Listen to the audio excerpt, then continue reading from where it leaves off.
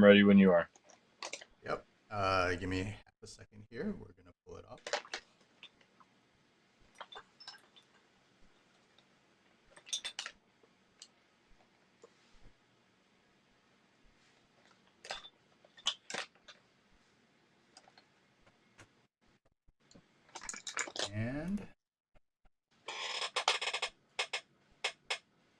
And we are live.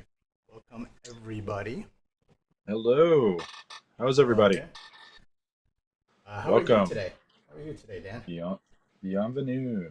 I Bienvenue. am I am awesome actually. I've had a pretty good couple of days and uh, yeah, just kind of getting into the swing of preparing for conventions. Yes. Yes. Same here. Trying to get all the pieces done. Yeah. Prep for that. Which brings us to an early segue to our next show, where we'll talk about prepping for our show. Prepping for Right. and Convention prep will be the next episode. But yeah. this one we're talking about tools, which is interesting because I've been ordering tools Oh yeah. uh, getting ready for conventions. Yeah, just stocking up on supplies and things that I've started to run out of. Um, I try and keep my supplies pretty well stocked up so that, Hmm. worst case scenario and I can't grab supplies or I need them, uh, I always have backups on hand. I actually have drawers and drawers of everything from like nothing but erasers, nothing Yeah. but pencils, nothing but, Yeah. you know, The worst thing to happen is that you worse is, I guess, the deadline and you run out of supplies of supplies. Um, and, yeah. and it happens. Like sometimes Oh, yeah. you think that you can order an Amazon and for in a couple of days, and all of a sudden you know things are delayed or whatever else, and you have to wait like a week or so, and you're like, I really need that paper. Yep. I do. Local art It's the stores. worst. Yeah, it does. So what do you want to draw today? What should we pick Uh, for our warm let's up? do let's do a Day of the Dead thing. All Dia de right, los Muertos. all I right, I I dig haven't it. done one of those in a little while, and I've been kind of itching to do one. So Yeah, well, prepping for a piece that we can reshare in October. I like it. I like where you're thinking. there you go. yeah, Yeah, that was the thought process. yeah, I yeah, promise. Yeah, yeah, I always think that far ahead. Of course.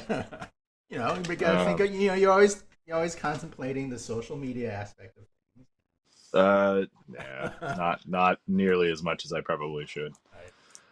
right. Um, so what sort of tools do you run out of the most whenever you're buying supplies? Uh, well, I remember once running low on a certain size of paper, and that's never happened again after that. I always Oh, I know, already right? stocked up. Yeah, You do that mistake once, and you're like, I thought I had more, yeah, or it got dented on the corner and it's like damaged, and you're like, oh, that's not. yeah. I've also been at a convention before where a fellow artist like had run out of paper or didn't bring paper, and I was like, "Oh, I Oh brought two yeah, pads, so here, yeah, why don't you take this yeah, pad? You work on the pad, and then just give me the pad back after the end of the at the end of the yeah. show." I get home Nothing. or I go to the next Yeah, convention, and I'm you don't like have it. down Oh, a like, pad suddenly. Yeah, mm-hmm. Yep, exactly. So like, there is more than I need of paper. Um, yeah. uh, there are certain colors that I've realized over time. I'll, Watercolor. yeah, certain colors that I'll need to have backups of. Yeah, yeah. I go through certain shades pretty quickly, and I'll buy them in bulk. I go through phases with that though with paint Oh where yeah, yeah, I'll buy a ton of one, and then it's like I stop using that color, or I found that I was using it too much, so I kind of like cut back on it, mhm. unintentionally, intentionally. Right. Well, I do the same. And then my little inside tip to anyone out there is, if you see any of my monochromatic pieces that I put out Yeah. there, it's me just trying to use up whatever I have in the well. It's like Oh, I need to gotcha. get rid of this. It's almost done, and I want to swap the color, or I Yeah. want to try something different. I was like, I just need to use it up on this palette, so I'm just gonna gonna focus on this one color, and ends up being a good way to like practice, do a study.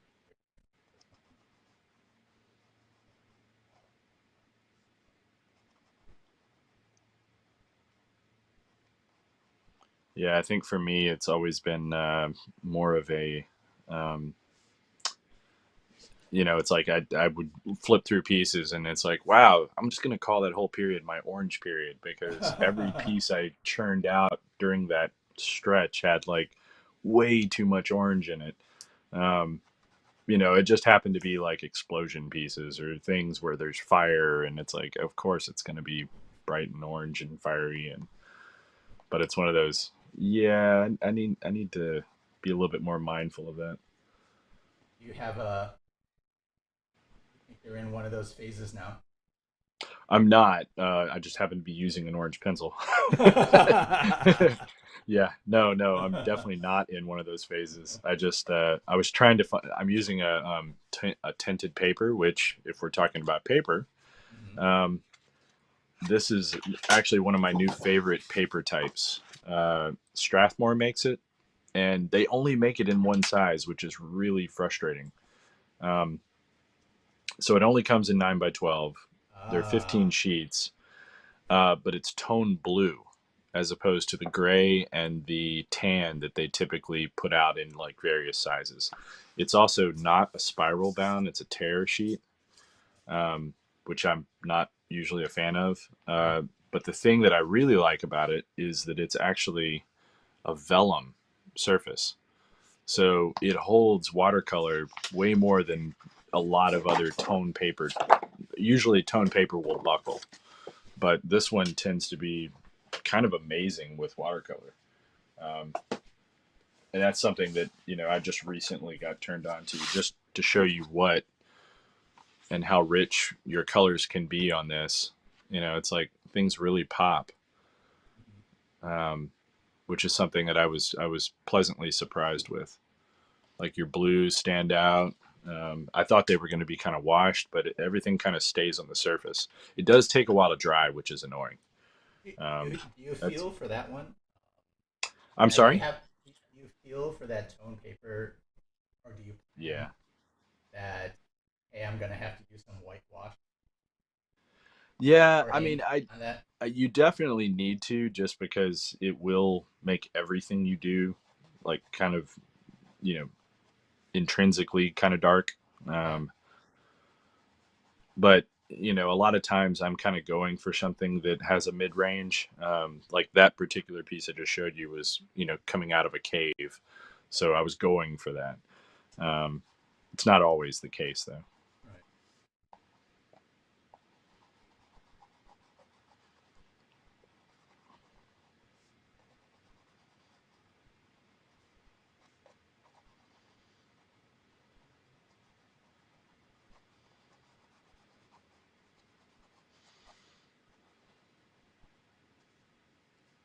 Some of the designs on this, I pulled up. I just went to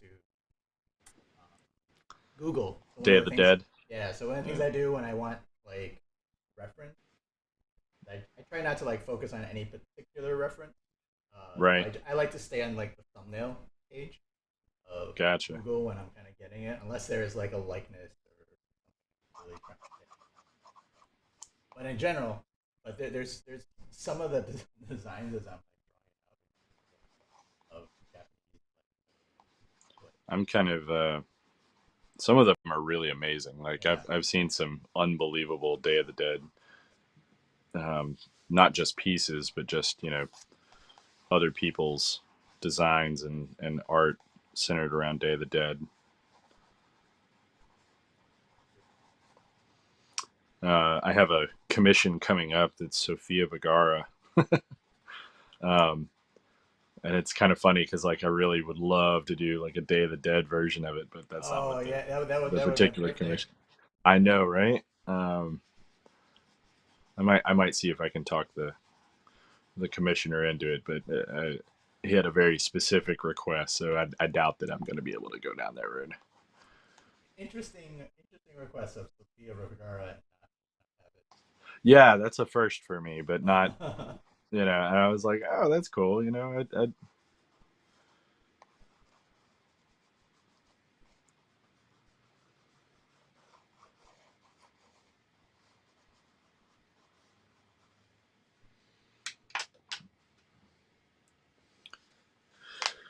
All right. We don't have a timer anymore, do we? Oh, I totally forgot to set the timer. Well, I did too. I did too. All right, we're five we minutes in. I'm going to yeah, give us 5 minutes. yeah. I was about to All say right. we So kind of. we have 25 minutes. Okay. All right, starting now. Which means at 11:30 we are done. 11:30. I'm sorry, 11:40. And then today we're gonna be talking about um, it wasn't Tools. you didn't catch Yeah, the title. We'll be talking about tools of the trade. all the basic tools that we use, and then the extra ones. Yeah. So You, uh, just to get that started, that whole discussion, what uh, when you were first starting off and you were buying tools, and you had made the transition into an art career, and you started making purchases in a methodical manner for buying tools that you were going to be using. Um, what sort of do you have any sort of like recollections about how that buying process went when you were first starting off? yeah. So I'll start off with just getting into watercolor and sort of my first invention. Which is daunting because you have tons of stuff that you're typically buying for watercolor, not just paper, but Right. you have the watercolors. A lot of times they come in like trays that are pre-made. Yeah. You have tubes. You can also buy little squares that are typically pre-done. Mm-hmm. You also have the brushes. I mean, there's just a lot of stuff that kind of goes into starting off in watercolor. Yes. Yes. Indeed. The when I first got into it, I didn't know if I was going to stick around with watercolor. So it was pretty much it was basically a year before Yeah, um, actually did the first invention. But I was always drawing and everything else like that. So I had some semblance of it. But I started with a $20 to $30 prefabricated set. I don't remember what brand. It had about 12 colors, maybe 18 colors, kind of put into it, and hands and stuff like that. And you know, I saw some. I saw some that were cheaper than that, and I saw some that were infinitely more expensive than that. I was like, oh, I'll just get middle of the road. But I didn't know it really at that price point. That's not really middle of the road. yeah, That's pretty cheap. So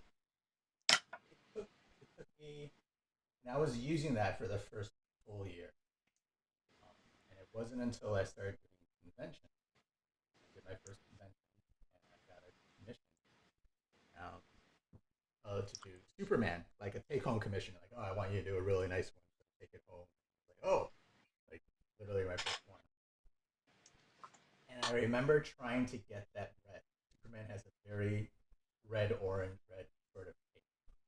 And no matter what I did with my cheap set, I couldn't get the chalky red. I thought it was a red until I was actually trying to do it.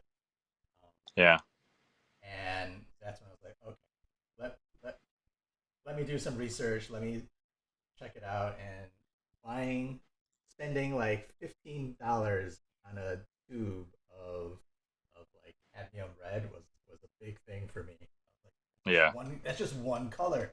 What? yeah. That's I had no idea how long they would last or how far it would go or anything else like that. Really, I had no experience. I just knew that $15 for one color was kind of ludicrous too. And we've all been down there, road. Yeah, we bought right, Yeah, right. Everyone has that story, and then I got it, and yeah, I remember it because I looked up and my first one was M gram. It was an M gram like had red or something, or pure all orange, something like that, pure all red. I bought that, brought it back after the first dip. I like squeezed out a sparing dot of it, and after like the first touch, I put it to the paper. I fell in love. I was like, oh, this is watercolor. That's interesting. So Mgram, but Mgram was your first like Yeah, kind yeah. of foray? Literally, it was my first one. Huh. I mean, I think I had like a Winsor Newton like gouache Yeah. thing, like, but it was like white or black or something like that. I needed a particular color with a particular Yeah. Mgram was definitely not my first one. amount. Oh My yeah, first one was it was definitely Winsor Newton, just because it's the when for those that don't know, Winsor Newton is like kind of like the starter for yeah, 90% of artists. yeah, for sure. Just because they're easy to find, you find them literally anywhere. They will be in Michaels. They'll be in Mm. like every art supply store carries them as well. And I just talked recently to an artist that online, and she was saying that like she still uses Mgram, and I'm like, are you kidding me? Like everybody I know that's a professional artist transitions out of it. Windsor Newton, you said M. Graham. I'm assuming Yeah, that's yeah, what yeah. you Windsor Newton. Sorry, and I was just like dumbfounded that she was still using it. mean. So some people still do. I and the reason I say some people, most people transition out of it, is they tend to be kind of chalky. Um, their finish, whenever they dry, doesn't seem to hold vibrancy, just because they use gum arabic as the binder. They also tend to have uh, they just don't have like high pigment loads. And then you have other brands like Amgram, like Sennelier, like Yeah, there's a whole mess of them out there that do have very high pigment loads, and they also use honey as the binder, or just other they use other things that are usually more traditional methods of creating watercolor, which is also slightly more expensive to produce. Um, it doesn't mean that the paints necessarily cost more. That's the funny part. right. Like I mean, Imgran is kind of middle of the road. It's not really expensive, not really cheap. It's not really one or the other. Um, right now, your watercolor painting. What are you using right now? Right now, it's M. Graham. Like Yeah, 90% of my palette is like uh, I would say 100% of my palette is M. Yeah, actually Imgran, I have. I and have I also am currently the watercolor that I'm using for this black is lamp black. okay. The two Yeah. that I know, the two colors that I know of that I there might be another one I can't recall. The two colors I know of that are not M. Graham is I have the Moon sing. glow or whatever. No, I have this. I have the single pigment quinacridone gold from Daniel Smith. Oh, Every, interesting. every other M. Graham and every other brand still has is stuck with the the double pigment, multi Yeah, pigment version.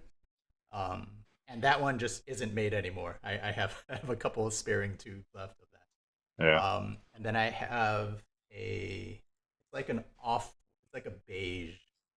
It's like a beige white. Huh. Daniel Smith color that just isn't available. It's probably one of my few like um, multi pigment colors. Yeah. Definitely a convenient color. But then I think the majority of the rest of it is Yeah. I'm almost entirely M Graham. I kind of again I started off with Windsor Newton, and went down that horror story road. yeah. Um, I mean, it wasn't terrible. It's just No, I hated watercolor. Like I actually did not have a good experience. And it took me a while to get into actually enjoying watercolor. Um, and it was not until I got uh, my first couple of tubes of I think Sennelier was the first time I had experienced honey. oh yeah, yeah, yeah. Um, and I loved it. I was just like, this is the way to go. Right. Um, so yeah, it was different.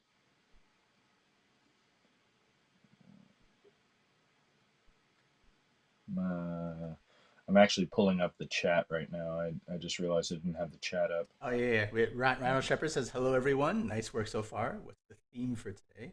It's the first few minutes Uh, of the show. Thanks. The theme today is tools, and we're starting with a nice warm up Día de los Uh, Sometimes I really hate my iPad. I've updated it, and now it's like finding things on it is actually difficult. So I I'll probably bring this up more next week. But I Yeah. actually picked up a tablet to for the shows. So we have some video and stuff like that. You know, I have a web comic coming out that'll be announced soon. That I want to have people flip through and see. So I bought a cheap little tablet. It's a Lenovo Tab 11, and it also comes with a pen. It's the first tablet I have that actually you can actually kind of draw on. And honestly, for as cheap as it was, it's actually not so bad. I just went off and bought like I just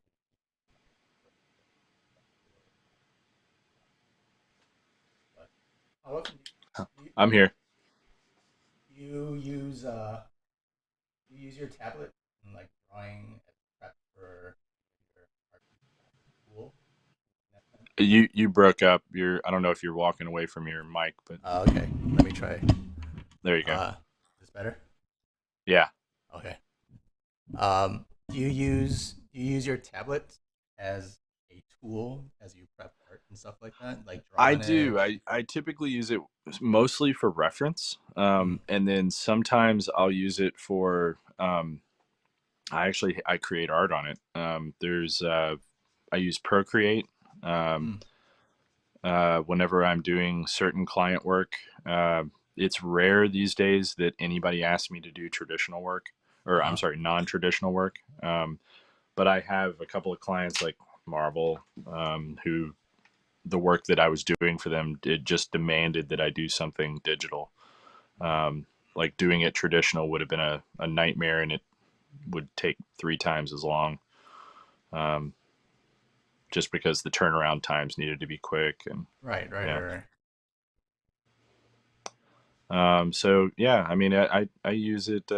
I use it for a variety of reasons. The majority of the time, I'm using it as art reference. So I'll have it Got up it. off to the side Mm, with any sort of photo reference I take, mm-hmm. or if I need to look up like a castle for a background or things Mm. like that. So I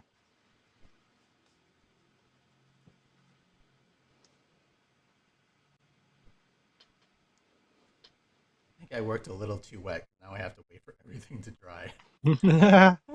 we've all been down that road. Yeah, mine is I just I'm working too quickly. I'm trying to keep in the sketch mentality of what Yeah, these are supposed to be, and yeah, kind of quick I'm warm up. I have a very hard time doing that these days. I mean, we talked about that on our Instagram show that we do, Mm, but yeah, I'm just I've rotated my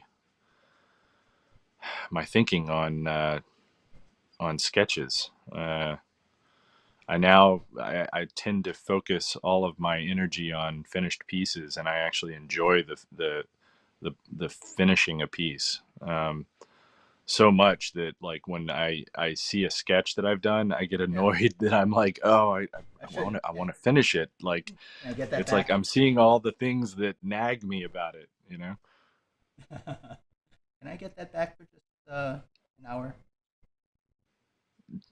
Say what? Yeah, Yeah, exactly. yeah. Can I just get that back for an hour? Yeah, exactly. Um, it's kind of funny. I had just mailed a commission to somebody, Hmm. and I sent them a note privately saying, "Hey, if you see me at a con, can you, or if you know you're going to be at a con that I'm going to be at, could you bring it? Because there's something about that piece that annoys me that I really want to fix." Yeah. Uh, and it was kind of funny. He sent me a note back saying, sure." He's like, "It's perfect though," and I was like, "Yeah." to to the untrained amateur eye. I was like, "Okay, yeah, perfect is a really broad, your perfect is not really my perfect." Uh, yeah, there's just certain things that it's like you look at it and you're just like, yeah, it'll work. No, it won't. It really won't. We're gonna desire for speed. I'm just gonna put the pigment directly on the paper in the tube. Say again. For for pure convenience, I just took my tube and I just squeezed a little bit of pigment on directly onto the paper. There you go.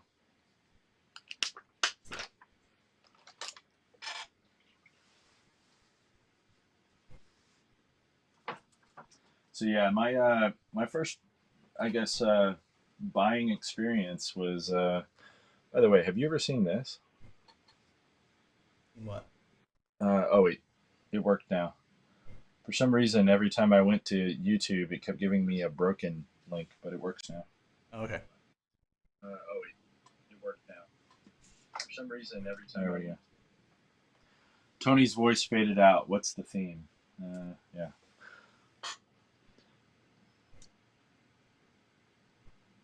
That was the last note. So yeah, the first time that I remember like going and buying art supplies methodically, I remember having like sticker shock Yes. initially because I was like, okay, yeah, all I need is paper. And at the time, I wasn't really doing watercolor. I was focusing primarily on pen and ink work. Uh-huh. So I was like, I just need India ink and some nibs and some brushes because I was doing really traditional Uh-huh. pen and ink work.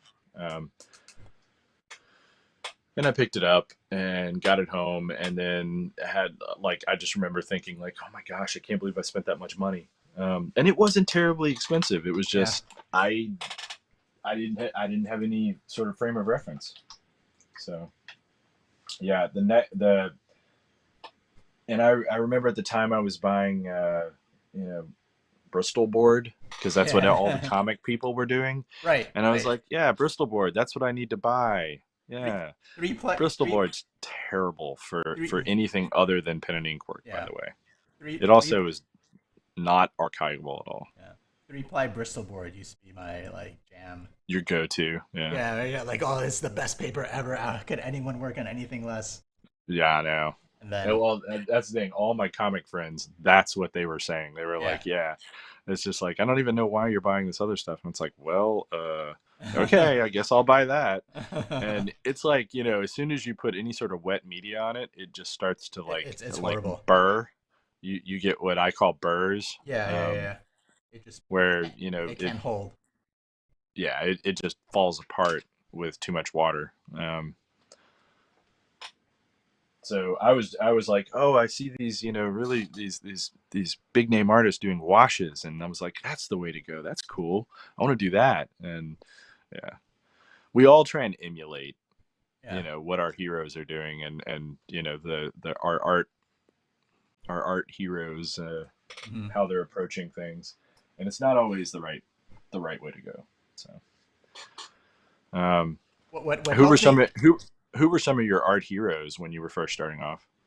Uh, like black and white, or like when I started getting into when I was When just you first started buying stuff, when I like first what started what were the buying people stuff. that you were like trying to emulate in a way? All right. So the two people I can say were uh, for me it was Hmm. um, Mark McHaley was one of them. Oh, interesting. Okay. Yeah. Uh, and then Ben. obviously Mac, and then Ben Temple Smith he was the one that actually Okay. got me into like, oh, I should try watercolor because he made it seem accessible because Oh, he interesting. he just kind of sketches with it. He Yeah. like splatters it and it's mostly for effect. And it's like, oh, like I Totally. can kind of do Yeah. that. That's like a transition from my Yeah. black and white days in ink into like a little bit of color. And then Yeah. that kind of got me into it. But definitely, David and Mack, you can't. I don't know if you can, if you do comics and watercolor. I don't know if you can not say that he influenced a little bit.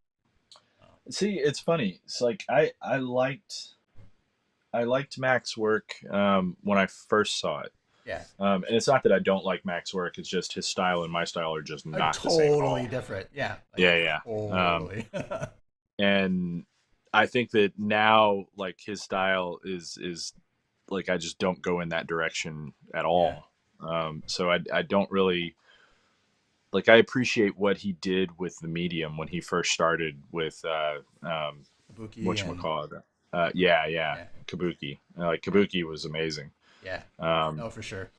like I loved that, and that was the first. I guess that was the first time I actually knew about his work at all. Hmm. Um, and then then came the Daredevil stuff and everything else. Yeah. Uh, but he wasn't really one of my influences. Mine was more the pen and ink guys, and then it Hmm. was like Sienkiewicz. Sienkiewicz was Oh yeah, definitely a yeah, yeah, huge yeah. one. Yeah, Sienkiewicz. Like from his his New Mutant days. Yes. That was when I was like, oh my gosh, art for comics can be more than just pen and ink Uh-huh. work. It can be paintings. It can be what I consider true art. Like it's just Hmm. amazing what you can do and accomplish. Um, and then from there, it was like I think my other two big influences was uh, Bernie Wrightson. I really started getting into pen and ink work, and Bernie Wrightson is, in my opinion, if he was the greatest Oh yeah. pen and ink artist, pretty much ever. I don't think anybody, in my opinion, had the control or the ability that Bernie had. No, no. Um, Like the way he could tell, identify light and express uh, light with lines. his line weight was like perfection. Like he always Impeccable. knew where to put the thick lines The thick and line to and the make it work. direction and like the Yeah, yeah, so good. Yeah. movement, Yeah. all of it. Yeah. Um, and the other big one, whenever I started getting more into like traditional art, was Eric Canetti. Um, Oh yeah. yeah, I mean he His was. his Ugh, fluidity, the fluidity of his poses, oh my gosh, yeah, everything was alive.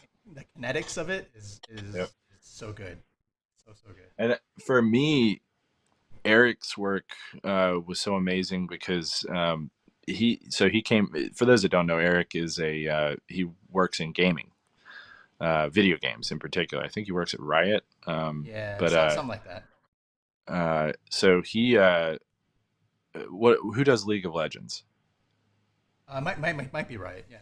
Yeah, so he's one of the concept guys at for League of Legends, and his work is unbelievable. Like, Mm. I mean, just unreal. If you ever get a And chance to watch him sketch or draw as oh well, yeah, it's yeah, it's you just got to watch him work. Yeah, yeah, it's just like yeah. And like his work when I first started, he was, I was like, I want to get an Eric Kennedy commission. So I Yeah. walked up to his table, and by the way, we are only like 3 minutes away. Oh good God, I am Yeah, so let's not. let's let's make it 10 minutes more, and then we're gonna stop. Yeah, Just no, because we're both talking, and then yeah, we'll talk seriously about tools. Like we yeah. have tons of stuff laid out here for you guys that is that's really interesting. So anyhow, I was like, I'm gonna get an Eric Kennedy commission, and then it was like I felt awkward standing over his table while he was painting, so I Mm-hmm. would just kind of like slide by, like Mm-hmm. everybody does, to try and get a glimpse while he's painting, Mm-hmm. hopefully my piece, just so I could get some, just some insight onto how he worked. Yeah. And it was always it was amazing seeing him start in reverse from the way that I had always, I guess, taught myself. And like he doesn't start with the lines. Yeah. Like he starts It's with like the like shape shapes and shape and value. the shading. Yeah, he Yeah. starts with the light source, and I was just like, what? That's insane. Like you're literally working backwards. That's nuts. Mm-hmm. Um, Mm-hmm. so yeah, it was really cool. It's watching him create. I will say it's pretty close to the first time I remember coming across Kim Jong Ji. Yeah, Where you're just like, what? Like how? What? yeah, Like a little bit of that amazement, like yeah. almost You're just in almost on awe. that spectrum. Yeah, Yeah, you're just like, damn. yeah. No, I totally get that. Yeah. He's pretty next level. Yeah. You spoke of Bernie Wrightson. Like I didn't actually get and exposed to Bernie Wrightson until much later. Oh, really? I might have seen some of his stuff, but it never really Oh, like clicked. I was like, oh, this is like old school inking. So, do you know who Kaluta is? No. Oh my gosh, Mike Kaluta is one of the people that I first started like looking at, and he he writes in and Vess and I don't know if Wrightson actually was part of that studio, but his work was very similar. They all had a studio Oh. though, and who was the other one? Oh my gosh, I'm forgetting somebody. The big one, the one of the big ones, Barry Windsor Smith. Oh. Uh, Barry Windsor yeah, Smith was my black and white stuff was Barry Windsor Smith, yeah. Art But Adams. what you don't realize is they all were part of a studio. No, I did not realize that. Yeah, so their work influenced each other in a kind of interesting way, you know. Mhm. Uh, at least I felt that like their work, like some of their work changed. You know, you if you look at the like periods and when they were working, and anyhow, Mhm. it was cool. It was really interesting. So I like Kaluta in particular was somebody that I always loved his stuff. Yeah. He did Starstruck. Um, was a really popular one that he did, and yeah, it's pretty unreal. Um, Huh. so yeah, I don't know. I was definitely a huge fan of some of those old school guys.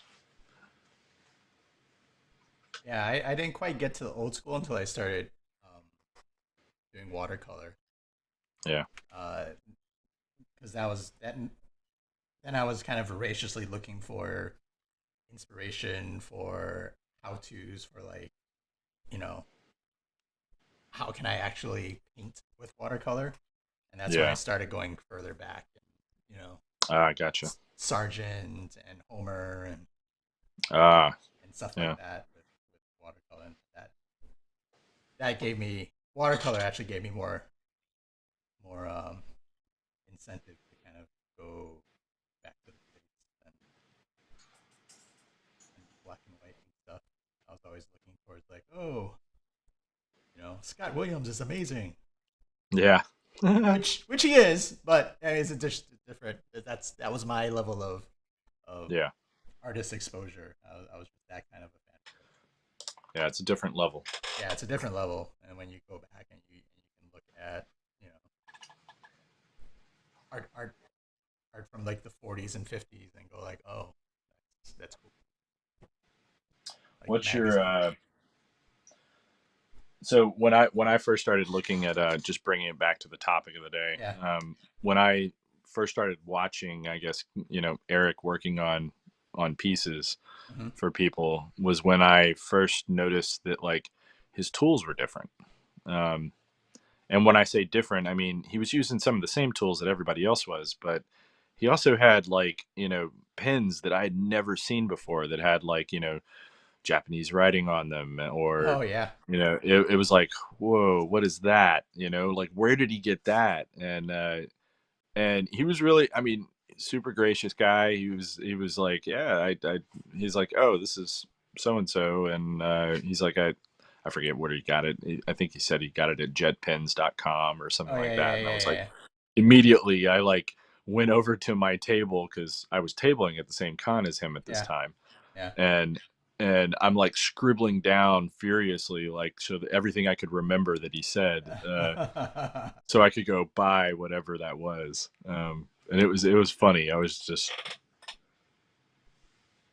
we we we learn a lot from folks like that are willing to share their knowledge and Oh yeah. Absolutely. I learned to just kind of ask those questions and stuff like that. yeah. Well, it's like you and I are constantly like dude, I just found this new camera mount that's amazing, or dude, have you seen this weird thing? It's actually a blade, but you can You can write ink with with it it. like it's You a can ink with pen. it. Yeah. Yeah. Uh, we have all these like weird little things that we've discovered over the years where Yeah. it's like, okay, And, this is and different. and Uh, sometimes we'll use them for a little while, and sometimes they'll stick around and become an essential part. some are lasting, some are Yeah. just like fancies. Yeah.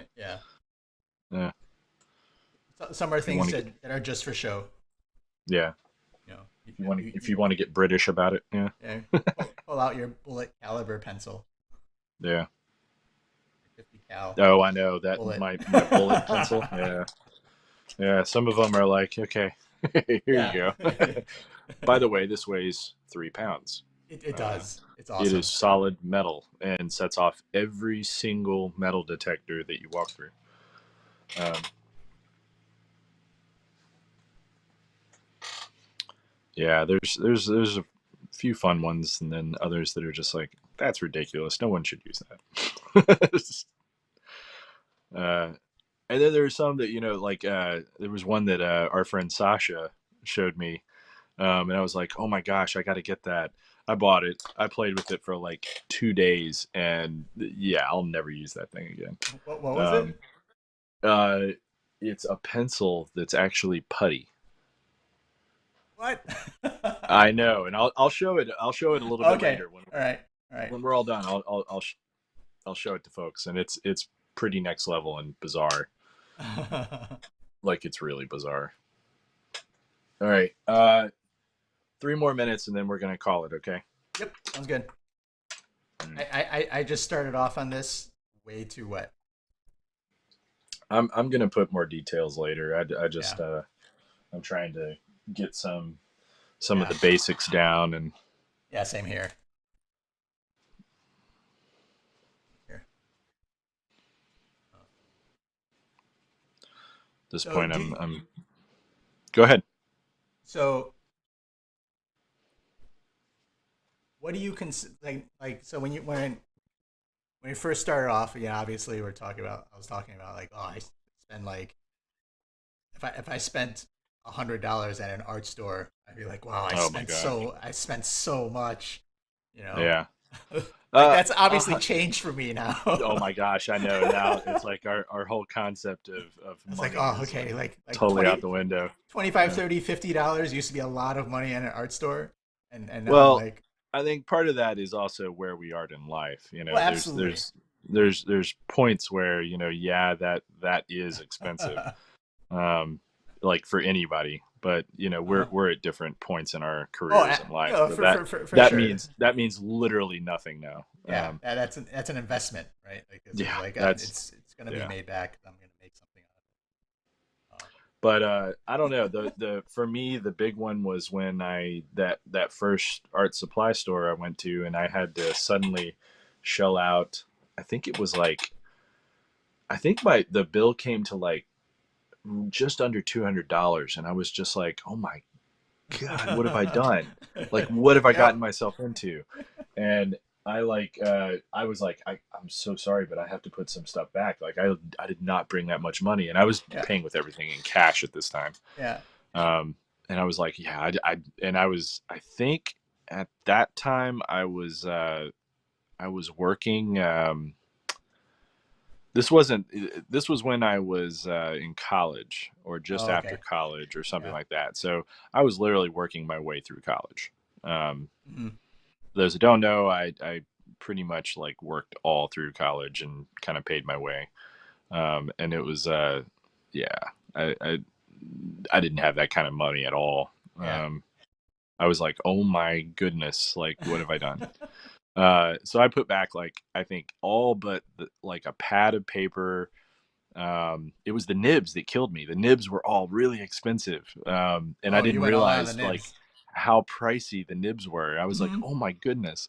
Um, and and this is before I was like using pens. I had foolishly listened to some artist that was like super like snobby about like how you should never use pens. Like pens are ridiculous. Yeah. Yeah.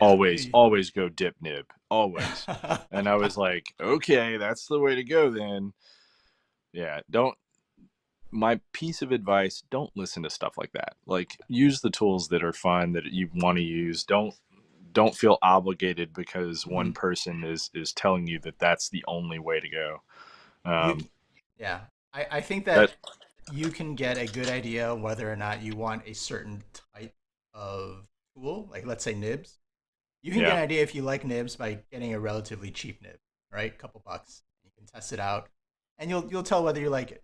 Same with using a brush to ink, right? If you want to use a brush to ink, you can spend a you don't have to go Winsor Newton Series 7 right away, Yeah. right? By the way, that's the most ridiculous like brush. Like it really is that good. It is. Like it really truly is that good, but you do not need it. Like You do not need it right away, and you can yeah, figure out whether or not you're going to ever enjoy ever need it. Yeah. inking with a brush or painting with it or whatever else. Yeah. And when I did get my first Winsor Newton Series 7, I remember I was like, I'm spending $25, $30 on this tiny little brush. Yeah, and it's Um, so tiny. Yeah. it's so tight. I was like, but it lasted me for years. Yeah. I might Oh, even still have it somewhere, but it lasted me for years. Like yeah. it, it was worth it in the long run, right? I understand that. Yeah, Everybody that I know that I mean, I have one, and yeah, I think I've used it twice. Like I gotta tell you, I now have like a El Cheapo version, and I gotta yeah, tell you, it's just as good. Like yeah. no offense, No, you don't need to spend that money on anything. yep. Well, we're gonna get into a lot of that stuff. Like, Yeah. I have some expensive brushes, but I also have Yeah. some really cheap ones that I like to use. Yeah. That So are just as good, if not better. yeah, Yeah. Isn't it funny how you over the years kind of figured that kind of stuff out? yeah. But he had to figure out what is worth spending that money. Right, right. Like what where are your concessions? Like what like there are things that you skimp on and then things you do not skimp on. I yeah, Brushes are easily, in my opinion, the yeah, skimp thing. yeah. People think Um, that they're not, but like you totally skip on brushes all yeah. day long. I've Um, used brushes that are completely falling apart and they're just fine. yep. You, Like they're you, actually some of my favorites. you have to adapt to it a little bit depending on where they are in their life cycle, but yeah, you can That's totally. true. It is. Yeah. Well, um, for me, the two things I have no problem like. Okay, if that's what it is, that's what it is. Right now, it's paper and pigment. Yeah. If you tell me that, oh, I really like this color, I think this is great. Like, let me try this color, and you tell Yeah. me it's $25 or $30 a tube, I'm like, fine, you know, I'll do Yeah. it. Yeah, I'm kind of almost no paint costs so much that it breaks the bank. Right. Like, I mean, now if you're It's talking very oil rare. paints, if Yes. you're talking oil paints, that's a whole different story. I just recently got somebody who's doing an oil piece that's a friend of mine. Like, she was like, "Oh my goodness! Like, I think I need to drink a little bit more before I buy this." And she sent me a screen capture of what the oil paint tube cost, and I was like, "Oh my!" It was like $250 for a tube. What? Yes. I was like, I hope that's like COVID pricing because that's insane. I've never Yeah. seen anything that high for a tube of paint. Yeah. That's crazy, right? Yeah. That is incredibly crazy. Yeah, I was just like, that's next level bad. Like I've Yeah. never seen anything. Yeah. So I think watercolor is a very completely legitimately affordable medium yeah. compared to some of the other stuff out there. All right, dude. All Where right. you at? We're just gonna drop. We're just gonna stop. Like I need to let this dry. I keep trying to like, oh, this part's a little drier, Yeah, but I I can't. haven't even used or touched actual white. And I want to do like go in and do. See, I'm already mushing stuff all over her face Yeah, same from here. It's gonna be. This yeah. is turning out to be a little drippier than I had Yeah, imagined. same here. Yeah, But I I'm. want to But put the. a Yeah. little skulls in her eye glints, Hmm. and then you know stuff like anywho, all sorts of little things. Cool, cool. All All right, right. let's talk tools. Yes. I'm putting Let that us off start to the the tool. side. So I want to start off talking a little bit about. Hold on one second, because I put a little list together of what we were going to discuss in the order, just so we don't step all over each other. Yeah. Well, also, so we can break it up into Yeah. smaller. I'm just gonna put a blank piece of paper here. Um. Okay, so let's talk paper first. So I showed you guys that vellum paper earlier that was by Strathmore, and that stuff holds paint great. But the negative is It all sits on the surface. It does take India ink and any sort of like pencil and stuff like that, but it's an all media tool, which is amazing. Um, this is also by Strathmore, but you'll notice that it is, they call it medium surface, which is, let's just be honest, it's not nearly as good as the vellum. The vellum surface, the paper is thicker, it's heavier.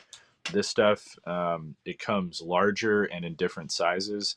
They have tone gray and tone tan. Mm-hmm. The thing I love about it is it starts off gray. You can use white. Uh,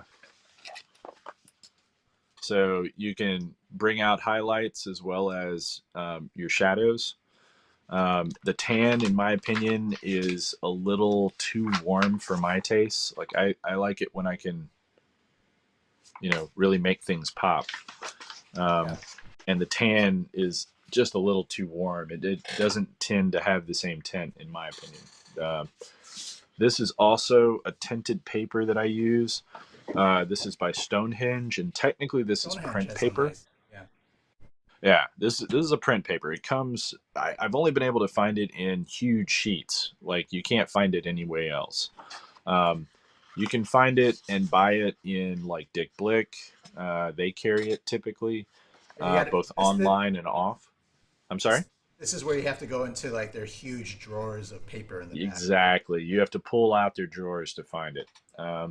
But they almost always carry it. Yep. They also do carry it online, and you can order it online. Other sites that I've found that have it.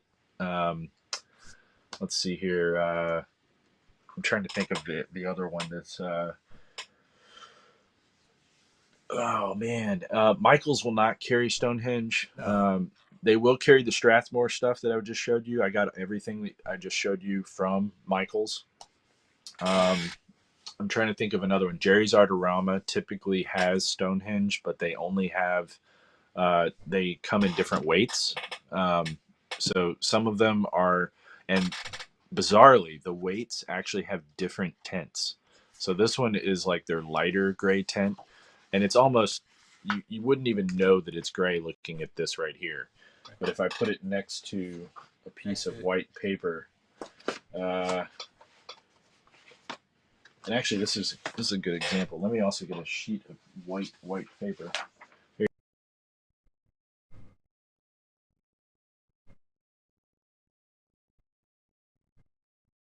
Did we lose Dan? Dan, we might have lost you.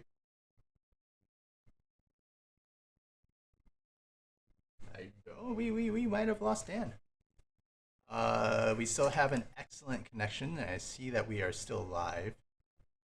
So, Dan, you might need to call back in. Hopefully,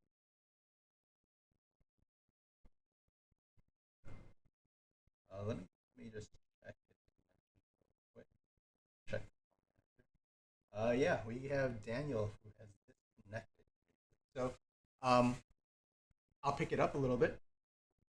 We have, for the most part, what we both end up using on a standard level are these is arches. You see us at shows. We use arches, hot pressed. Um, the thing Hey with Tony. Hey, you're back. Hey, your host actually sent me a message saying that you were not able to connect. Oh, really? That was bizarre. Yeah, it kicked me Oh, off. okay. Yeah, I just noticed that you got disconnected. And Mm. oh, you're back on now. That was strange. I had to just log back in and everything. Yeah, yeah. It's weird. We didn't lose connection to YouTube, so we were still going. Okay, that's Still good. live. So So we're still recording. yeah, So I think I was just explaining like the warmth yeah. Mm-hmm. of papers, and how this is actually kind of a warm tone, but it's actually this is the 140-pound arches, Mm-hmm. um, and which is the thing that Tony has up on his screen over there, Mm-hmm. and it's the thing that we both typically use is the hot press, and the reason for it is hot press tends to have a slicker surface. It's smoother. It doesn't have the rough grain that cold press has. Um, there's also a rough version that they also sell, which is Even incredibly bumpier, coarse. Yeah, really, very really bumpy. coarse. It's like sandpaper and toilet paper had a love child. It's just weird, in my Yeah. opinion. Yeah, one of the things with making that decision, some people really enjoy the rough press or hot press or cold press. Yeah, For me, I think what it is that I do like getting into some details from time to time, and I use a smaller brush, or I use yeah, using the tip, the finer tip of it. And when you get to certain levels of fidelity, you'll that tip of the brush will bounce up and down on the grains of the texture, just the and tip. just the tip, and it'll be a little rougher to be able to get those details that you want. It'll just Yeah. kind of gets in the way. That's why I enjoy hot press. I usually say if you want to go more detailed, But swing the swing other, hard. yeah, the other thing about hot press is that if you do pen and ink work, anything with like nib pens or stuff like this, you're gonna want hot press. Cold press is gonna give you kind of a weird, Yes. like your straight line is gonna be like blah blah blah blah blah.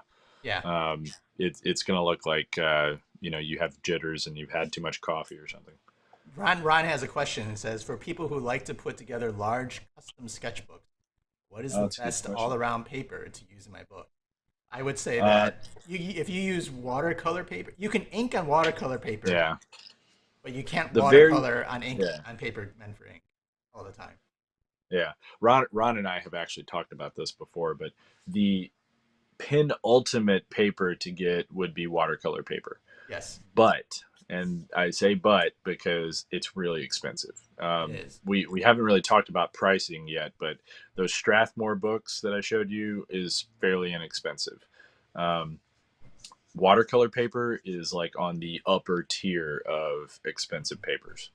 Um, typically, a sheet can be like one of these tablets that we have. The Yeah, 12 by 16 ones are in the $50 or $60 range for 20 sheets. right. If you get one of the 9 by 12s, those are in the 30 to 30, 30, $40 30 to range. 40. Yeah. Yeah. So, and paper prices have actually been going up, not down.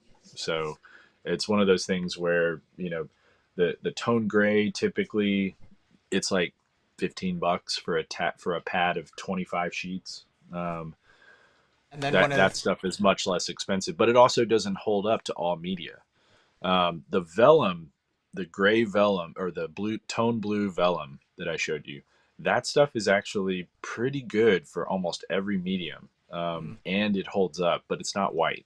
And a yeah, lot of artists will not but want to work on not white. tinted paper instead of Yeah. white paper.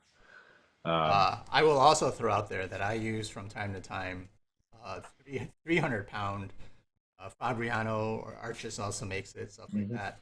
But I'm trying to hold up on the edge here. Uh, Yeah, the deckled edge. yeah, so Yeah. like Yeah, it's not even it's thicker than cardboard. It's yeah, basically like almost impenetrable. yeah, The what Ron would actually give me 2 seconds. yeah. But Remember. for this stuff here, uh, this paper costs 20 to $30 per sheet. I can get basically they come in large sheets, 20 by 30. So if you break that down, you get maybe two 12 by 16 pages out of there. So it comes out to about $10 to $15 for the paper to work on something 12 by 16 at this much higher quality. But it holds on to water Yeah. very well, and you'll get much smoother blends on it. But you do have to take a lot longer. It takes a lot longer to Yeah. work with. You have to wait for it to dry. So I make my own sketchbooks. For people that don't know, I use 2 pieces of wood, stained, uh, and then I bind different types of paper. So some paper is going to be heavier, like this right here is that 300-pound arches that Tony was talking about, and look at how crazy thick it is. Like you can hear it. Yeah, that's usually the Um, hearing test. You just like yeah, it's like a it's impenetrable. You can't really destroy this paper. You can't bend it. I mean, you can, but you have to force it. It's even I tough to also grip. It's even tough It to really grip. is. It's yeah. It's like tearing a phone book. Um, this right here is the tinted whatchamacallit, Stonehenge paper. So I put different types of paper mixed throughout my sketchbooks. And the reason being, it gives me sort of like a challenge. As I turn the page, I now have to work with 140-pound arches. Yeah. Um, Actually, that's the thick stuff. So it varies depending upon page to page. Here's another gray tone page.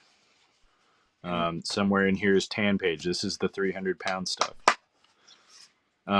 And I like the challenge of having to think about something else to work on. and it's not just about the weight when it comes to paper. Um, Yeah.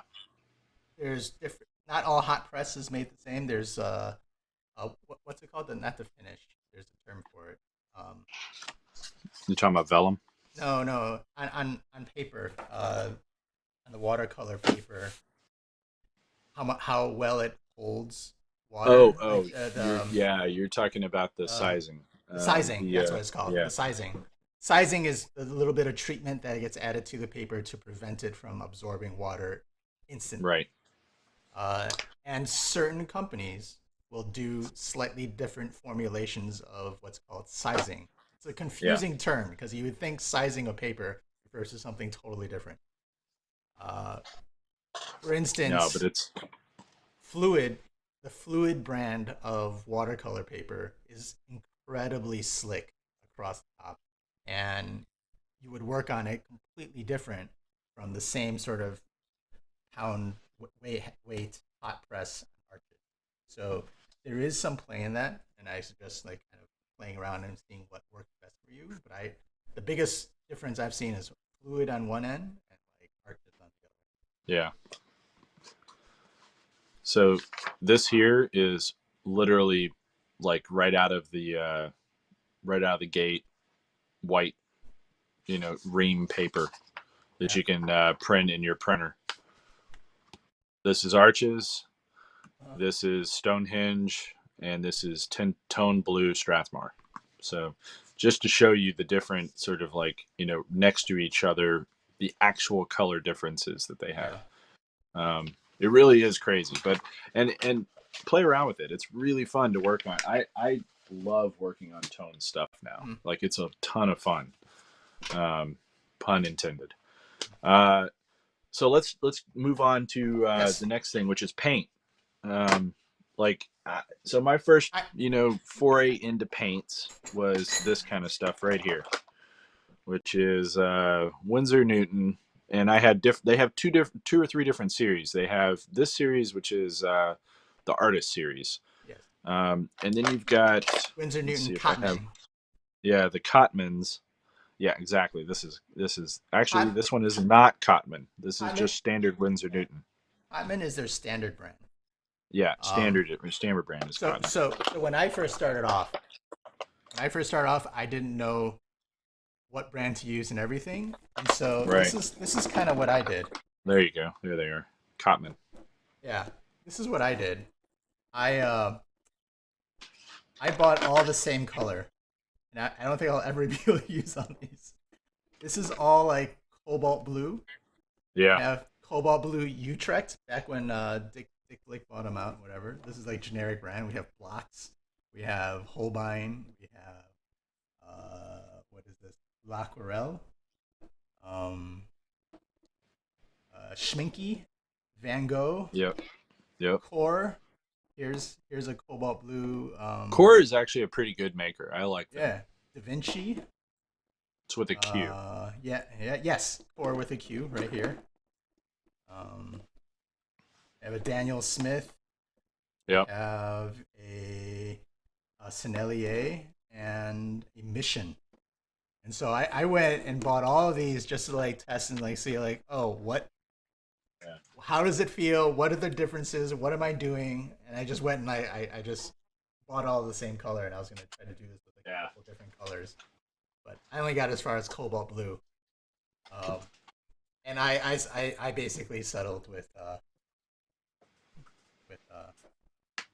Daniel Smith. Yeah. So I went through different makers. I did not Daniel Smith. Uh, Or not Daniel Smith. Yeah, yeah. so M Daniel Graham, M Smith Graham, has M a Graham. yeah. So Daniel Smith has like a ton of varieties. Yes. They will have you will look at different makers and you're going to see how they have tons of colors as opposed to fewer colors. That doesn't necessarily mean that they are Mean actually a better better. manufacturer. Yes. In my opinion, when they have a ton of colors, it means that they're doing mixing, Yeah. and you're getting stuff in the tube that typically is not a raw color. It's Right. probably three colors that are being combined, or they're adding in some sort of an additive to create a different tone. Mm-hmm. The one thing to worry about when you do stuff like that is whether or not it's going to hold up to light fastness. Yes. A lot of times that stuff is not going to last the test of time because you're altering things from a chemical level. Um, I've done things that are called light fast tests, Mm-hmm. and just doing I don't have one of my light fast tests here for some reason. I think it's buried in my whatchamacallit. But Yeah. I'm gonna pull up a standard light fast test just to show you what one looks like. Um, and typically they are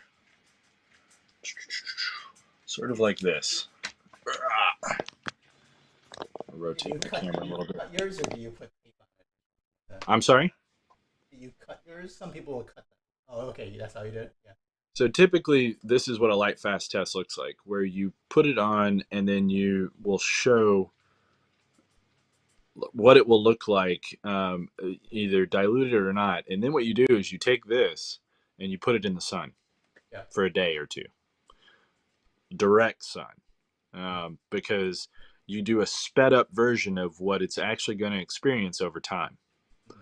By putting it in direct sunlight, you're exposing it to all the UV radiation that's typically going to happen over the course of, When? you can leave it up there for a month, you can leave it up there for different periods. What I typically do is take photos at different periods so that you can see, you know, you can sort of approximate, okay, that's going to be 5 years worth of wear and tear on this piece.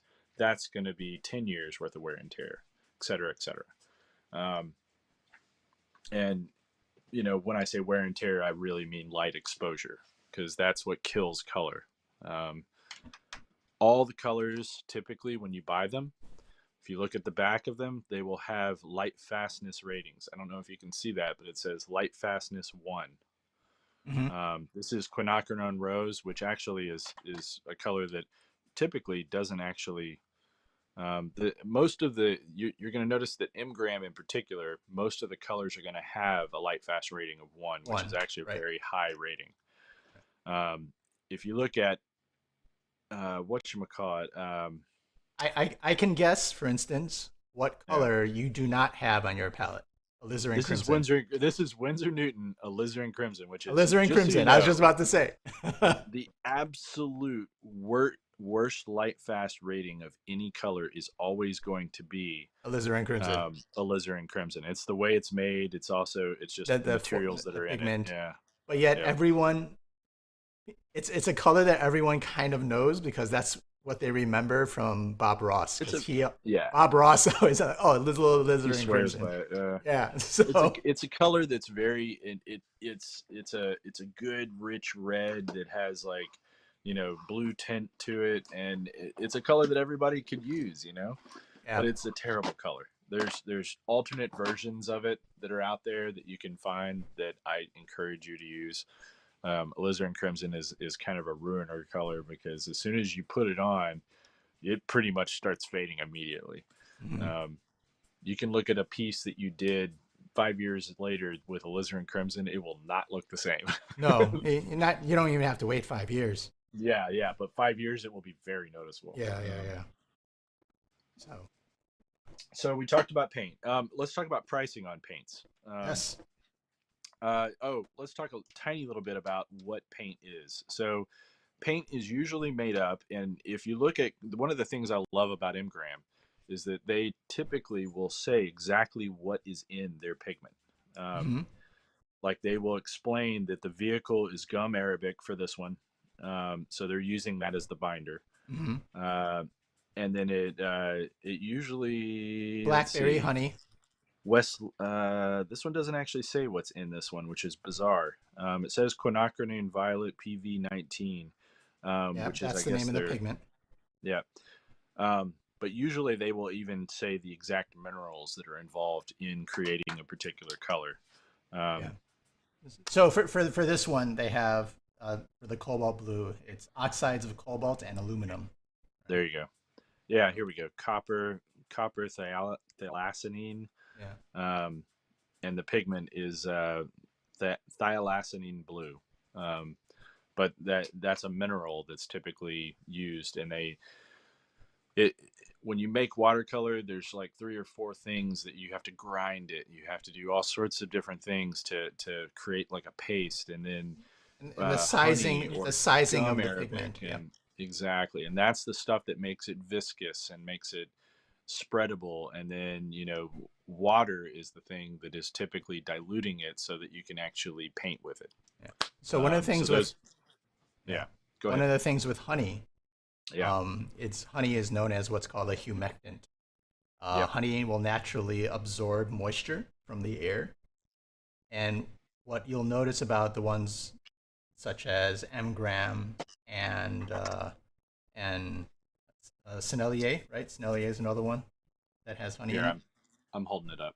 Yeah, um, is that they don't harden in. It takes a long time for them to harden into Yeah, cakes.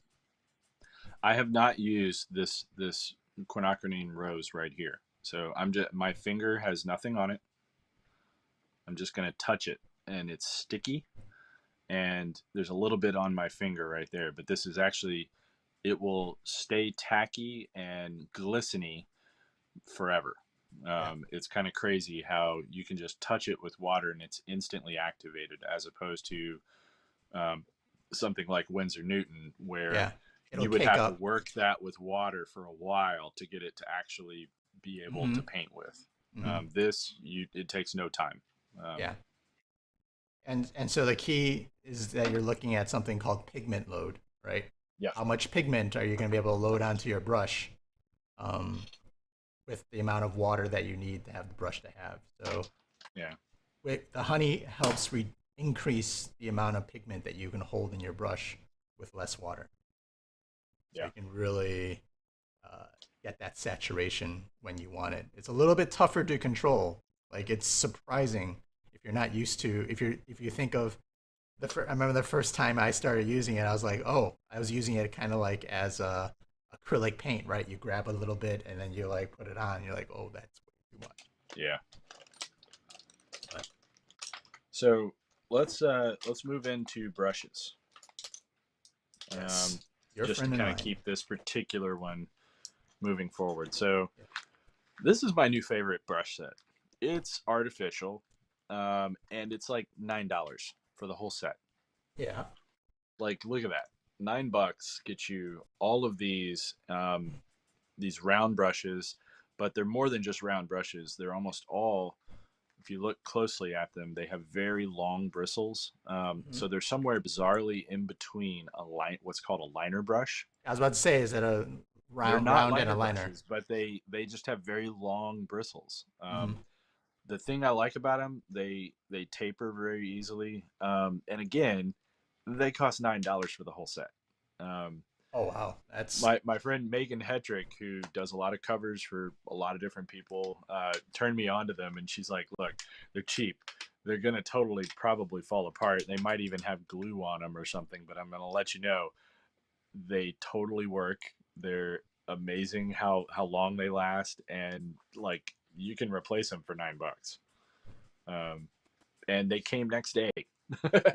wow. So Amazon, $9, So great set. a lot of these, what Dan and I will do is we'll grab all of these if they're on Amazon, and I'll put Yeah, links to them in my Amazon store. I have a little Amazon store of things that we've curated, and we'll start to there you create go. we'll start to create a Paint Bros. Create a Paint Bros section of Curated everything. site. Yeah. Yeah, of everything that we mentioned here. So this is another liner brush, and the way you can tell a liner brush is how long these bristles are. If they're really really long, Super long. yeah, that's because what they're used for is typically you will see sign painters and people who paint decals on cars. You're going to notice that they'll have these like really long pulls, and they will put the pull on something else and lean their wrist on it, and they'll use these brushes to create very long lines Yeah, that elegant. they don't have to dip, but like once every like 3 feet, Yeah. because it holds that much like fluid, liquid, Mm-hmm. paint, ink, whatever it is they're using. Mm-hmm. Um, I buy them in different sizes. This one's probably like a, I don't know, a 6 or 7 or something. Other ones that I have that I typically use brushes. My favorites are the ones that Tony turned me on to. Um, they're amazing, uh, mostly because And they're also very when I buy, cheap. and they are incredibly inexpensive. Um, they are typically used for calligraphy. Chinese calligraphy Um, brushes. they're Chinese calligraphy brushes, exactly. Uh, you'll notice some of them have little decals on the back that I Mm-hmm. don't even know what any of that means, but um, probably the maker. Uh, they come to incredible points. They're usually made out of everything from like yak hair To to rabbit hair. Usually they're wool two. They're two to tones. There's yeah, a layer of hair on the outside, and then yep, there's a the different hair on the inside. If the you split it core, up, you'll see yep. like it's lighter on the outside and like darker in the middle. Those are Here, two here's a separate larger ones. one where you can see Yeah, that. Yeah. yeah. The smaller So ones the might just be one, but like the larger yeah ones are definitely two types of. yeah this is definitely two. The outer edge is a Yeah, lighter hair. The inner edge is definitely something darker, and it's either like wolf or squirrel or something to that effect. yeah, Um, the nice thing about these is that they will taper to a point, almost like, look at this. That's a mess, right? yeah, I'm just gonna put it in water for like a second, and it's now right to a point. yeah. And the thing that's crazy about it is never have to dip this again. After I put enough ink on it, Mhm. or watercolor or whatever, I will never have to dip that.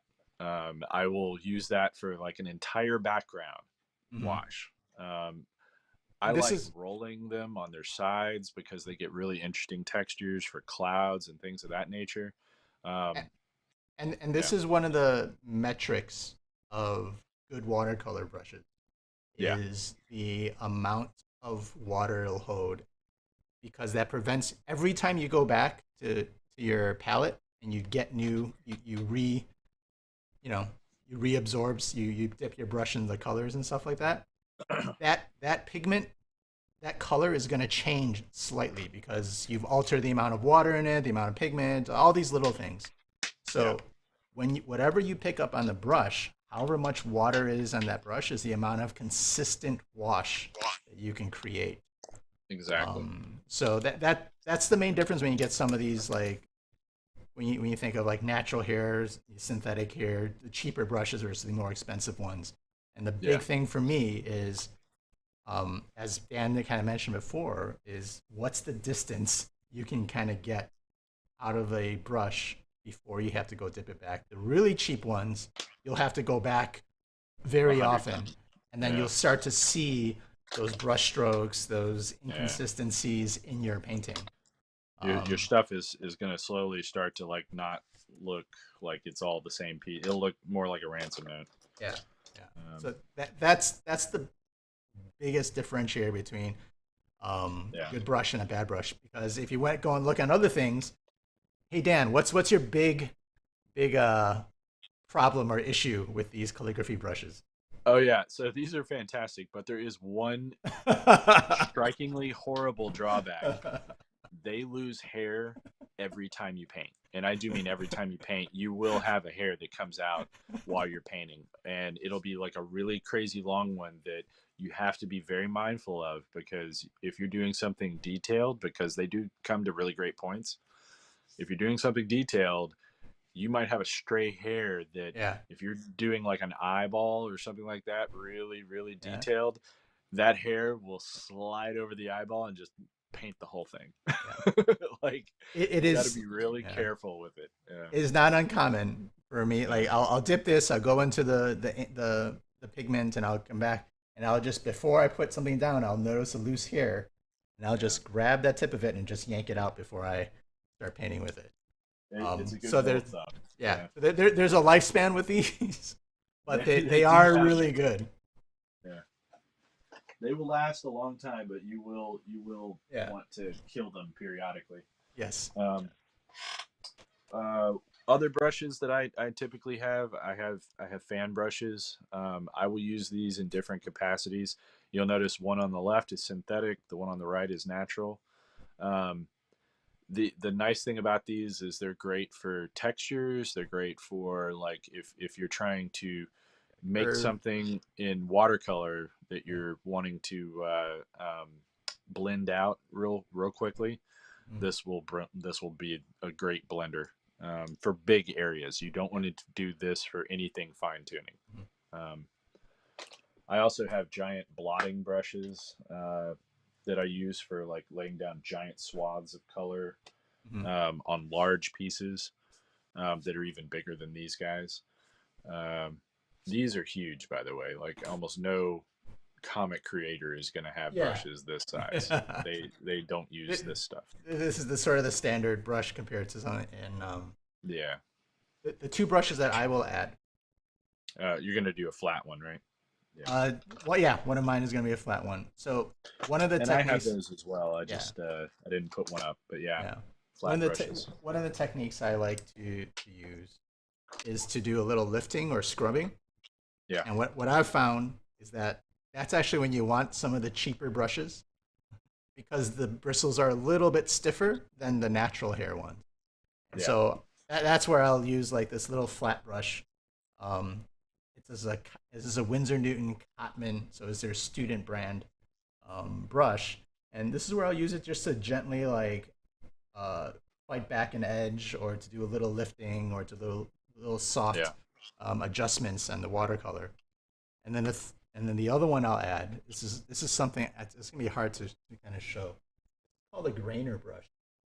Um, Oh, I've seen those. Yeah, yeah, it's kind of like a flat brush, except near the end, like every other hair is removed, and so yeah. it gives you um, it gives you much more of like a fur or hairy texture to it all. Huh. And so it's great. It's great for that kind of thing. Is you're getting it's like a dry brush. It's like a controlled dry brush. So I have That's one what I'll other add to that. weird one, which is I go to different, off the wall art supply shops, and I will also get artist created brushes, which watercolor tends to have a lot of these, where artists have made their own brands of brushes because they want something very specific. This is Scroggy's Loose Goose, which is like a hatchet style liner brush, but it's huge. Um, and it's one that I used sparingly. I haven't found as many uses as obviously Scroggy did. Yeah. Um, but it's a fun one. It's one I've used it once or twice for like dragon scales or something like that when where I had a large piece that needed something that had a little bit more play than one of these larger pieces did. Um, let's talk price for just a second. Sure. These over here, $8 for the whole set. Most of these liner brushes, if they're tiny, are going to run you roughly about $10 each. Um, when you get to things like these, I bought a whole set of these for like $8 for all of these together. The larger ones are anywhere from like 8 to 12. I think is what I paid for these two. Yeah. Um, this one I got online for like 20, I think. And this one is probably of all the ones that I have the most like I haven't had hairs falling out of this one at all. Yeah. So maybe you get what you paid for. I don't know. Um, The I have Windsor. some. Oh, explain what Series 7 cost. Series A 7. tiny Series 7 that's like Let me this see if I big. have it. Yeah, yeah, yeah, yeah, Yeah. yeah. A Series 7. This is a Utrecht here. They are amazing, They're but amazing. dude, They will and cost. you will hear professionals talk about it being the only brush Yeah, they here it use, is. et cetera, et cetera. So this is a Series 7. You can't tell because it's lasted me so long. Yeah. It's kind of rubbed off, but I've identified it by putting these little colored tapes. If you look on some of my here's one. Here's one. This is a size 0. But they will cost the smallest one, something like this, a size 0 or size 1. You'll be starting at $20 for just Yeah. something this size. If you go up to something more like this size of a Series 7 Windsor Noon, you're going to be spending $100 plus. Um, you go even large, slightly larger than this, and then you might even hit 200 on some of the really large ones. Yeah. So I'm gonna push us along into other tools just because Mhm. we only have like 10 minutes. Okay. Um, so other tools, just to kind of go over. Let's see, what else was I gonna discuss? One second. One of the things that And you'll let's notice real quick about the brushes that we have, there's tons of brushes. There's chisel, there's angle, there's cat's eye, yeah cat's tongue, all that stuff. Dan and I, for the most part, use your basic flat brush and round brush. yeah That's pretty standard stuff. that's about it. Like anything Yeah. else, we probably have them, but they're just So rarely used. yeah, they're round. I find to be my favorite. Um, Mhm. I tend to use round predominantly for everything. So let's talk a little bit about pencils.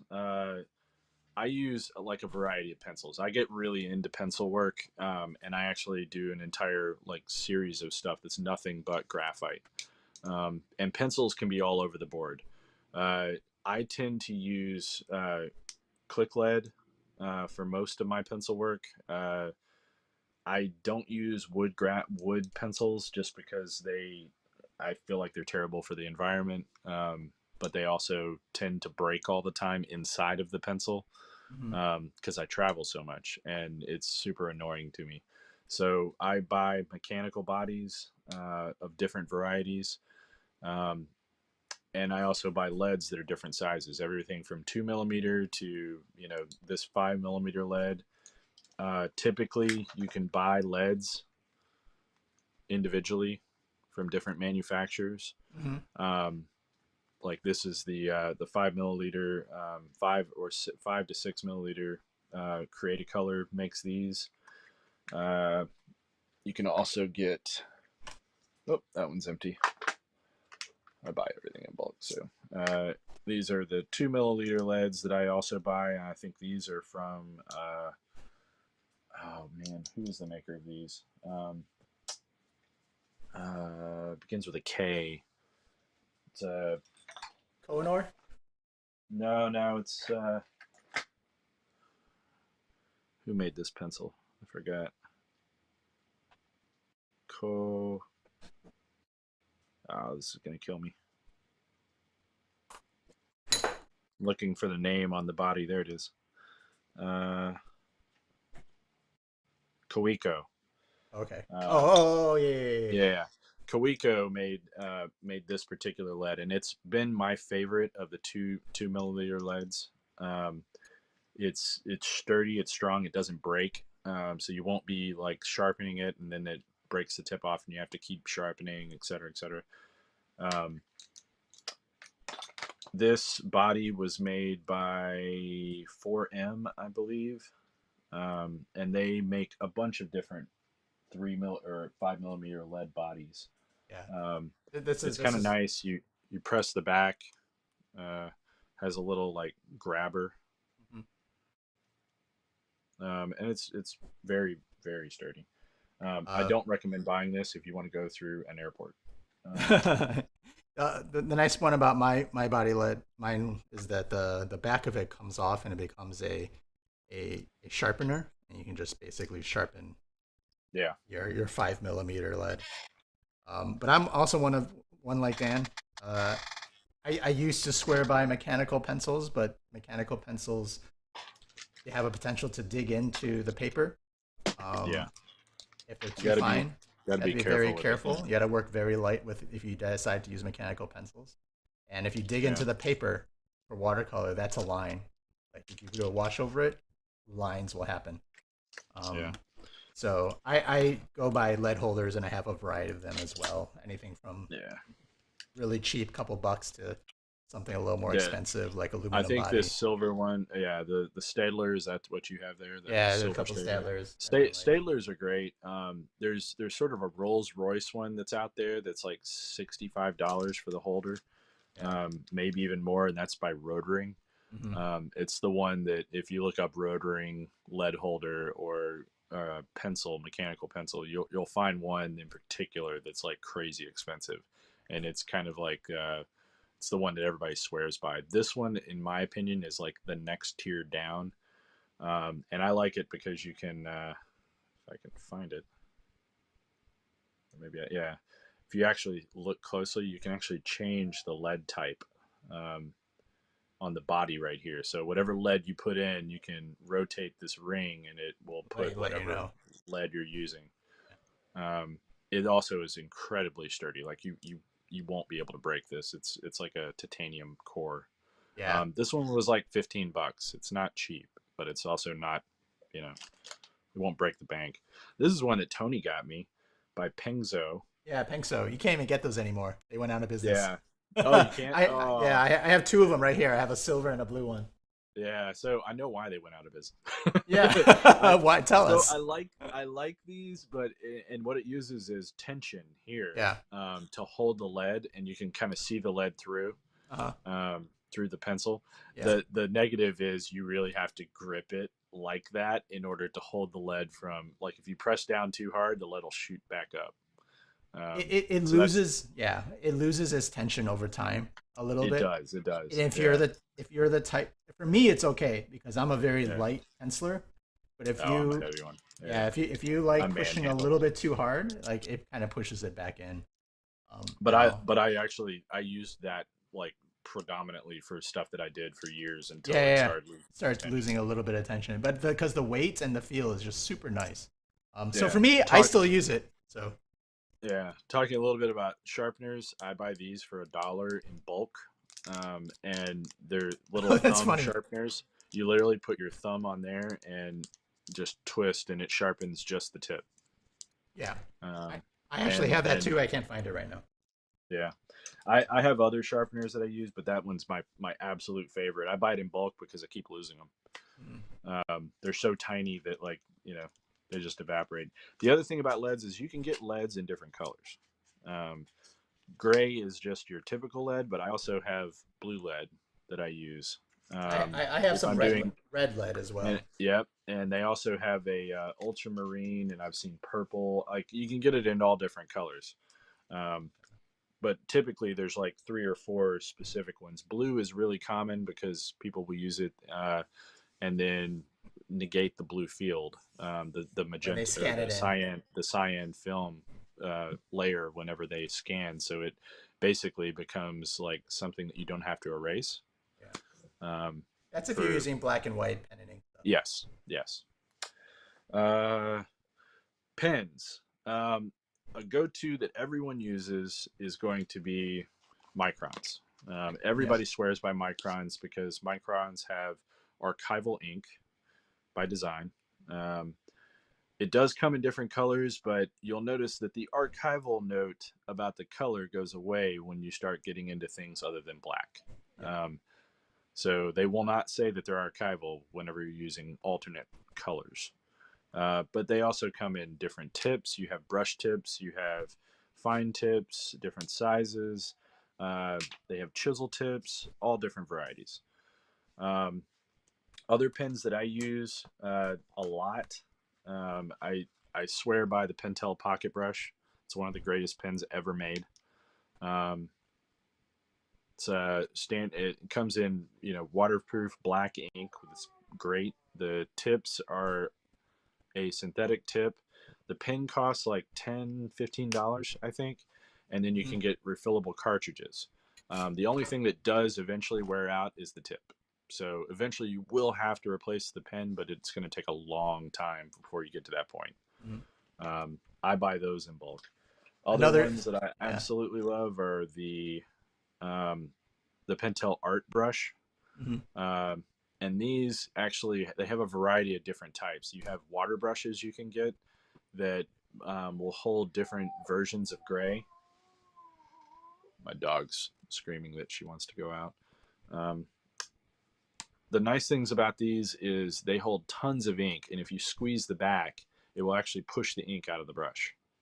So if you ever think that your pen's kind of running out of ink, just squeeze it a little bit on the back, and you can keep going with it. These Uh, are great if you do like marathon painting sessions, like Kim Jong Gi. He uses yeah. these almost predominantly for everything he does. Another very Um, useful pen that we both use and that we buy by the bulk is this Uniball Signo oh white yeah, ink. Like these this, guys here. if you want, get the larger one. The smaller one can Yeah, like clog on you a little they bit. call it broad, right? Yeah, yeah, they call it broad. And but if you're looking for like that little bit of that Pure highlight in white. someone's eye or something like that, like this is pretty much what everyone That's the will kind of go-to. tell you like you Yeah. have to get. No matter, like there's jelly, there's other ones, Signal, Uniball, white pen. Other pens, I buy. I kind of like go crazy with pens. If I'm traveling and I find a pen store, I will always swing over and see if I can find something new and that I haven't used. And I have so many of them. This is a natural fiber. Um, two things about pens. You're going to find natural and synthetic fibers. Mm-hmm. Synthetic fibers for brush pens in particular are typically the ones that are going to be the more expensive. They will use sable hair, and Yes. they tend to be more finicky with the type of ink you use. That's one thing to note. Mm-hmm. Um, How much it'll glide I off of love it. them. Yeah, I absolutely love them. The synthetics, because you will get a much crisper, finer tip, and you can replace many of the tips. I buy I buy these from Kuretake, and it's Like, their sable hair brush tips that you can get to replace their yes. sable hair brush pens. Yeah. I have the The same. sable hair pens are typically in the like anywhere from like $60 range to like $150 range. So these can be really expensive pens. I think Tony fell.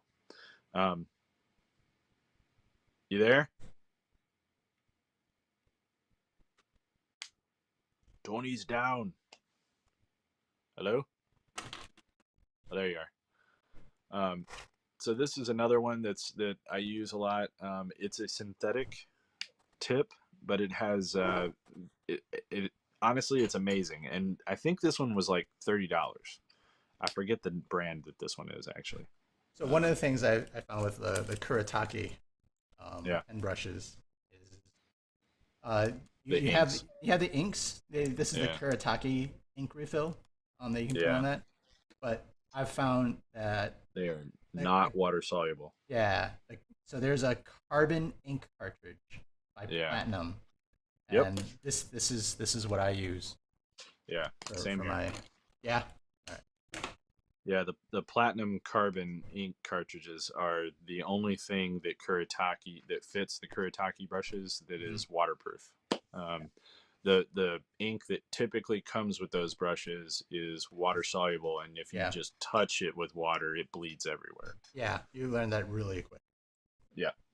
So the first thing you have to do if you get a Kuretake brush pen is drain it. Yes.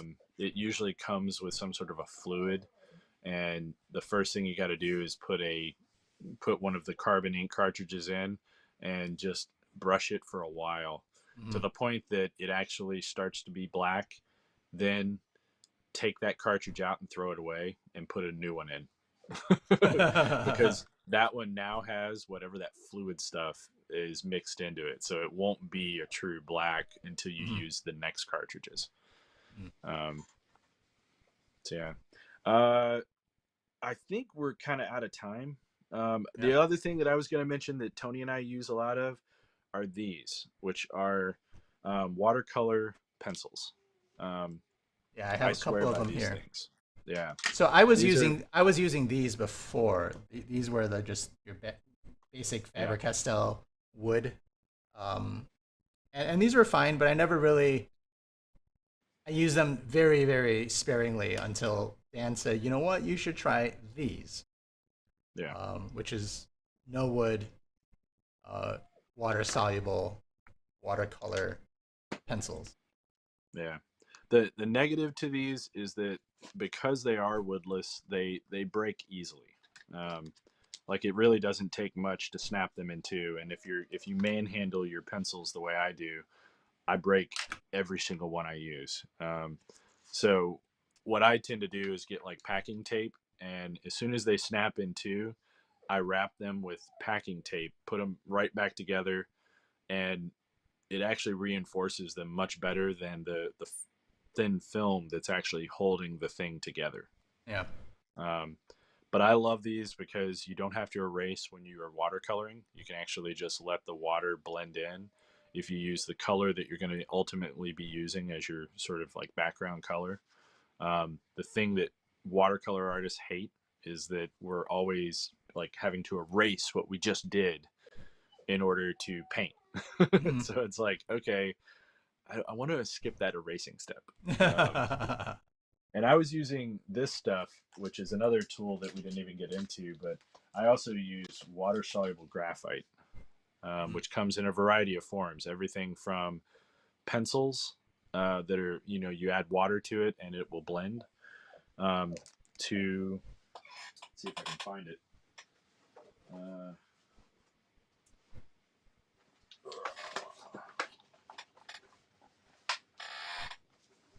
oh, here it is. To this, which is Art Graph makes this stuff that's it's like a block or a powder. Um, and you basically you just touch it with water and it will, like, you can paint with it. um, it's really fun. Mhm. um, I I think that's about all we really have time for, right? Yeah. Oh, um, I'll toss in as far as real quickly. I use since I don't use the the water soluble stuff. I have a bunch of kneaded erasers, yeah. and one of the things that I do with kneaded erasers, if I draw with a regular pencil, is put it into a cylinder. And we're all used to using erasers where you like scrub it and you rub it. Yeah. But I'll just roll it over, you know, and what I'll do is just pick up the loose lead over the top of it. And when it Yeah. picks up that loose lead, you still have enough underneath, but it's not. It also reduces the amount of lead that you have to interfere with things. This is the weirdest thing I've ever used. It is actually a pencil, but it's putty. This is a putty pencil by the same maker, Art Graph, that makes this stuff. Um, and it's unbelievable. It's really kind of cool to use for things like clouds and things like that if you're doing a pencil drawing, but it is so weird. It takes some getting used to, and you will literally be So, covered in this stuff when you use it. so it's like a You're kneaded eraser, except It's it's like a graphite. kneaded eraser, but it is a pencil. Like, you have to keep in mind, you are kneading a pencil, not an eraser. It doesn't work that way. So it's gonna get lead all over your hands and Everywhere, everything. everywhere. Yeah. And it doesn't wash off the same way. It's like a Yeah. really funky thing that I was like, oh, that's cool. It is weird. We also use things like water wells. This is a collapsible one that I got for Mhm. like $5. Um, Pops out, and you have an instant bucket. Has a little handle, place to hold Yeah, your brushes. They I make have. smaller ones. I like things that hold tons of water. So I have a much more portable one. This is actually a yeah. lunch. This is actually a lunchbox. Oh, that's Um, hilarious. so it And the nice has thing is it has two two. wells. It has two Yeah. wells. So I love that. And I love finding little things that I can repurpose that were meant for other things. Yeah. Um, and So that other might be another. We yeah, can that's a do a whole part nother. two of this Oh my gosh, so many. Yeah. Other there's things things that like we use. alcohol and different washes Yeah. and mediums. I have here. Erasers. I use these. Mhm. Other things. This particular pen case is like a Let, little us get fabric. let's get into that next week, like all the Yeah. cases and stuff like that, because Yeah. they will be packing for shows. Oh, Good point. Good point. We'll be packing for Perfect. shows. So Good next segue. week, yeah. So next week we'll talk about how we actually get all of this stuff and bring this in with us to a show and how we make some of those decisions, Yeah. and what to carry with us. For instance, like Dan's bullet pencil that Yeah. gets caught in the airport. Port- Also, our portable palettes. This is Yep. a Miejo, which is my studio palette that Hmm. I use. That's fairly inexpensive. What was it, like 60 bucks, 70 Yeah, yeah. bucks, It's like something like 50 that? bucks, 50, 60 bucks. It's But it's carbon, huge. but it's huge. Well, it's not that big. I mean, look, it's No, on the no, no, whole no, no. screen. Yeah, yeah, yeah. The thing I like about it is it holds all pretty much my whole palette of Yeah. colors. I have empty wells in here that I keep adding to. But yeah, it's nice. I have that one, but I travel with this Meet Me Hello kind of smaller version of it. Yep. We'll talk We about all the little things. all that. Yep. Thank you guys so much for watching. Please like, subscribe, and tell all your friends about it. Yeah. And if Yeah. you have any questions, I'm gonna just quickly glance to see about if there are any questions that anybody has. Yeah, we'll be adding Let's links see to the here. products in the YouTube video and the caption summary and all that fun stuff. We'll be doing that. We'll set that up. I'll create a um, Paint Bros art store on Amazon for us. You can see all the curated things that we put in there. Yeah, a lot of people are asking for specific links to things, so Oh yeah, we will. we'll put up a list, Yeah, and maybe we'll even post it in the comments here on this particular yeah, video, just so people can actually just if you're watching the video, scroll down to the comments, and we'll have like a link list set up. So yeah, cool. Thank you guys yeah. much. And if you'd like to follow Dan and see all his work, you should follow him on Instagram at Daniel Govar. Yeah, and Tony Moy, you should follow at Tony Moy Art, right? TonyMoy.art or Tony Yep. underscore Moy on Instagram. There you go. So Take care. Bye, absolutely. everyone. Take care. And we'll see you guys next week at about the same time. It'll be our last Friday stream for a little while because we'll have conventions after that and we'll switch to a Tuesday schedule. So thank you all for joining us. Have a great weekend, everybody. Cheers.